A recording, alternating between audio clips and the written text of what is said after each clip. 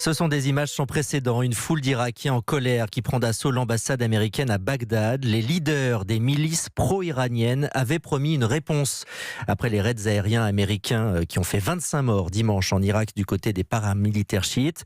Gwendoline de Bono, ces milices sont donc entrées ce matin dans l'enceinte de l'ambassade, a priori pourtant très sécurisée, de la fameuse zone verte. Oui, c'est très étonnant. Sur Internet, en vidéo, on voit ces miliciens pro-iraniens vêtus de noir se masser devant l'entrée de l'ambassade, jeter des pierres, chanter des slogans anti-américains, brûler des drapeaux. Ils sont parvenus à franchir plusieurs des murs d'enceinte qui mènent à cette ambassade. Alors, selon une source à Bagdad, l'ambassadeur américain ainsi que le personnel diplomatique ont quitté la capitale irakienne. Nous ne sommes donc pas dans un scénario identique à celui de la crise des otages américains à Téhéran. C'était en 79 quand des étudiants iraniens étaient entrés dans l'ambassade américaine et avaient pris en otage 56 diplomates.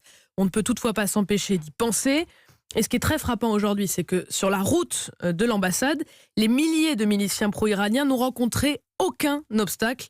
Tous les checkpoints qui mènent à la zone verte, et je peux vous dire qu'il y en a des dizaines, tous ont laissé passer le cortège. Autre fait marquant, c'est la tête de cortège. Il s'agit des plus hauts dirigeants de ces milices pro-iraniennes, c'est-à-dire des officiels irakiens. Et en fait, ce sont les personnages les plus influents de l'État. Un État qui est très divisé. Il faut comprendre que l'Irak a deux parrains qui sont des ennemis jurés, les États-Unis et l'Iran. Et c'est en Irak que les deux pays aujourd'hui se confrontent avec une tension maximale ces derniers jours. Le sentiment anti-américain est ravivé chez les miliciens. Il y a toujours 5200 soldats américains en Irak, ceux qui se trouvent aux côtés de l'armée régulière pour lutter contre le groupe État islamique. Et déjà aujourd'hui, plusieurs députés irakiens appellent à dégager tous ces militaires. Merci Gwendoline de Bono.